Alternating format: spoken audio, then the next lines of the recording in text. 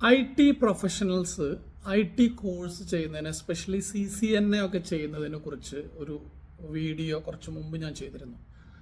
അപ്പോൾ അതിൽ കുറേ ഡൗട്ടുകൾ പലപ്പോഴായിട്ട് ചോദിക്കാറുണ്ട് കുട്ടികൾ.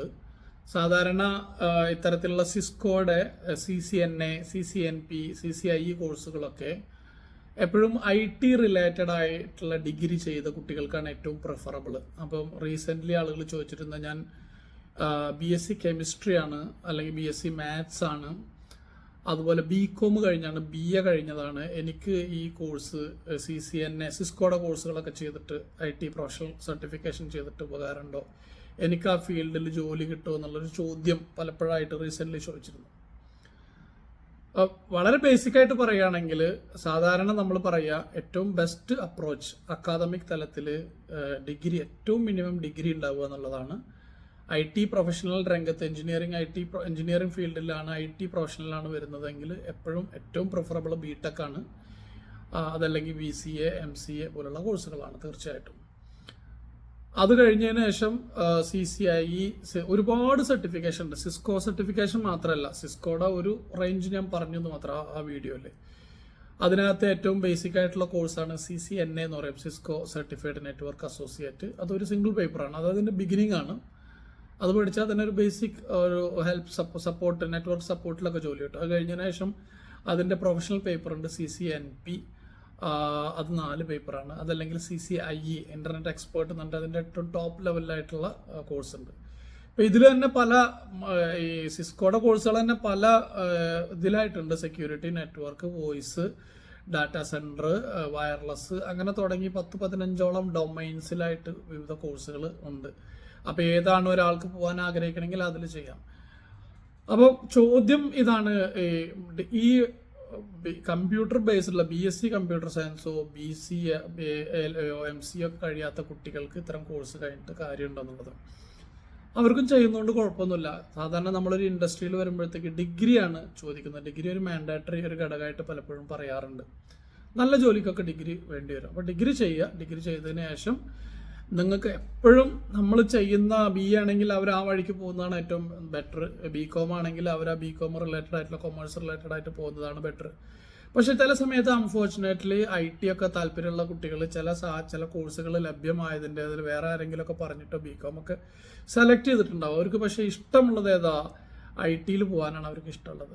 അത്തരം സാഹചര്യത്തിൽ എന്ത് ചെയ്യും എന്നുള്ളത്, നമുക്ക് കോഴ്സ് കൊണ്ട് സ്വിച്ച് ചെയ്യാൻ പറ്റുമെന്നോ?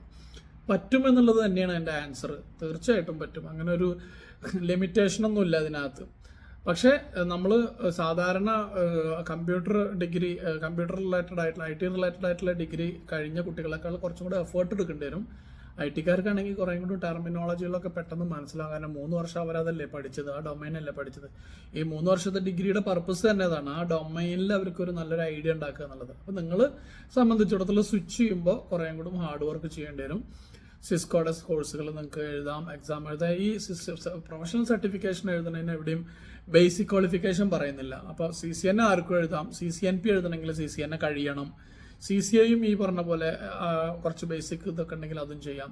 പിന്നെ അത് മാത്രമല്ല, ബാക്കിയുള്ള ഒരുപാട് കോഴ്സുകൾ ഈ നെറ്റ്വർക്കിങ്ങിലും പിന്നെ സിസ്റ്റം സപ്പോർട്ടിൽ മൈക്രോസോഫ്റ്റിൻ്റെ കുറേ കോഴ്സുകളുണ്ട്. നെറ്റ്വർക്കിംഗ് റിലേറ്റഡാണ് ഞാൻ പറയുന്നത്. സോഫ്റ്റ്വെയർ ഡെവലപ്മെൻറ്റ് വേറെ ഒരു ഏരിയയാണ്. അതുപോലെ തന്നെ വേറെ ഒരുപാട് ഇപ്പോൾ എല്ലാ വെൻഡറുകളും, പിന്നെ നെറ്റ്വർക്ക് ഡിവൈസ് ഉണ്ടാക്കുന്ന HP, അല്ലെങ്കിൽ വേറെ IBM, അല്ലെങ്കിൽ സിസ്കോ, മൈക്രോസോഫ്റ്റ്, അങ്ങനെ തുടങ്ങിയിട്ടുള്ള എല്ലാ കമ്പനികളിലും അവരുടേതായിട്ടുള്ള ഒരു സർട്ടിഫിക്കേഷൻ പാത്തുണ്ട്. അപ്പോൾ ഇപ്പോൾ ലിനക്സ് ആണ്, റെഡ് ഹാറ്റ് ആണ് ഒരാൾ ചെയ്യണമെന്നുണ്ടെങ്കിൽ അതിലുമുണ്ട്. ഇപ്പോഴാണെങ്കിൽ പിന്നെ ക്ലൗഡ് റിലേറ്റഡ് ആയിട്ടുള്ള മൈക്രോസോഫ്റ്റിൻ്റെ cloud, Azure cloud, Google cloud, പിന്നെ ആമസോൺ ക്ലൗഡ്, ഇങ്ങനെ തുടങ്ങി ഓരോ വെൻഡേഴ്സിൻ്റെ കോഴ്സുകളും ഡീറ്റെയിൽ ആയിട്ട് പറയാനുണ്ട്.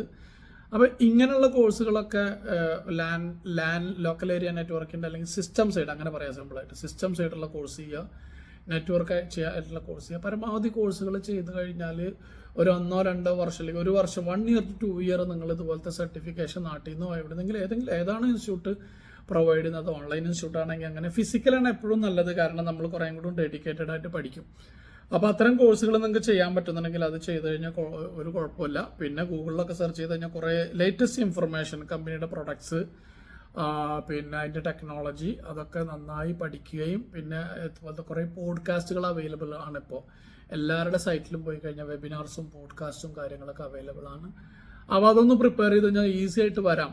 പിന്നെ ഈ ഡിഗ്രി എന്ന് പറയുന്നത് നിങ്ങൾക്ക് കോളേജിൽ നിന്ന് മാത്രം ചെയ്യാൻ പറ്റണമല്ല. അത് കഴിഞ്ഞതിന് ശേഷം നിങ്ങൾക്ക് ഡിസ്റ്റൻസ് ആയിട്ടോ ഓൺലൈനായിട്ടോ ഇനി അതല്ലെങ്കിൽ നിങ്ങൾ പോകുന്ന എവിടെയാണെങ്കിലും അവിടെയൊക്കെ യൂണിവേഴ്സിറ്റികൾ ഉണ്ടാവും. ഒരുവിധം പ്രൊഫഷണൽ ഫീൽഡിലുള്ള ആളുകളൊക്കെ അവർ ജോലി ചെയ്യുന്ന സമയത്ത് തന്നെ ഈവനിങ് ബാച്ചിലായിട്ടോ അല്ലെങ്കിൽ വേറെ ഏതെങ്കിലുമൊക്കെ ആയിട്ട് ഡിഗ്രിയും PGകളും ഒക്കെ നിരന്തരം ചെയ്യാറുണ്ട് ഓരോരുത്തർക്കും. കാരണം ഒരു ഡൊമൈനിലായിരിക്കും നമ്മൾ വന്നിട്ടുണ്ടാവുക. കുറേ കഴിയുമ്പോൾ അവരെ ജോലിയുടെ ആവശ്യത്തിന് അവരെ കമ്പനിയുടെ ടൈപ്പ് കാരണം ചിലപ്പോൾ ഡൊമൈൻ അങ്ങോട്ടും ഇങ്ങോട്ടും വരെ മാറിയിരിക്കും. ഈ IT തന്നെ ഒരു 100 ഡിഫറെൻറ്റ് സെക്ഷനുകളുണ്ട്. അത് നമ്മൾ ഇനീഷ്യലി പറയുമ്പോൾ IT എന്ന് പറയുക എന്നല്ലാതെ അതങ്ങോട്ട് കയറി കഴിഞ്ഞാൽ നമുക്ക് മനസ്സിലാവും. സോഫ്റ്റ്വെയറിൻ്റെ, ഹാർഡ്വെയറിൻ്റെ, BIM technology, IT technology, security, network അങ്ങനെ പറഞ്ഞിട്ട് പിന്നെ ELV എന്നൊക്കെ പറഞ്ഞിട്ട് ഒരുപാട് ഒരു 10-25ഓളം ശാഖകൾ അതിന് വീണ്ടും ഡിവൈഡ് ചെയ്ത് പോകുന്നുണ്ട്. അതിൽ തന്നെ ഓരോന്നിലും സ്പെഷ്യലൈസേഷൻ ഉണ്ട്, ഓരോന്നിലും സെപ്പറേറ്റ് ഡിപ്പാർട്ട്മെൻറ്റുകളും കാര്യങ്ങളുണ്ട്. അപ്പോൾ ഓരോ റിക്വയർമെൻറ്റിനനുസരിച്ച് നിങ്ങൾക്ക് വീണ്ടും സർട്ടിഫിക്കേഷൻസും കോഴ്സുകളൊക്കെ ചെയ്യാം. അപ്പോൾ ആൻസർ ചെയ്യാൻ ഉദ്ദേശിച്ചതാണ് ഡിഗ്രി കമ്പ്യൂട്ടർ ബേസ്ഡ് ഡിഗ്രി എടുത്തവർക്ക് മാത്രമാണോ ഇത്തരം സർട്ടിഫിക്കേഷനൊക്കെ കഴിഞ്ഞ് ഫീൽഡിൽ വരാൻ പറ്റുക എന്നുള്ള ചോദ്യത്തിന് ഉത്തരം അല്ല, ആർക്കും ചെയ്യാം. പക്ഷേ ഞാൻ ഈ പറഞ്ഞ ഘടകങ്ങളൊക്കെ അവിടെ പരിഗണിക്കേണ്ടതുണ്ടെന്ന് മാത്രം. Okay, thank you. ഇനി ഇത് കൂടുതൽ ഡൗട്ടുകൾ ഉണ്ടെങ്കിൽ ചോദിക്കുകയാണെങ്കിൽ നമുക്ക് അതിനനുസരിച്ചിട്ട് ബാക്കിയുള്ള ഡീറ്റെയിൽ ഞാൻ പറഞ്ഞുതരാം.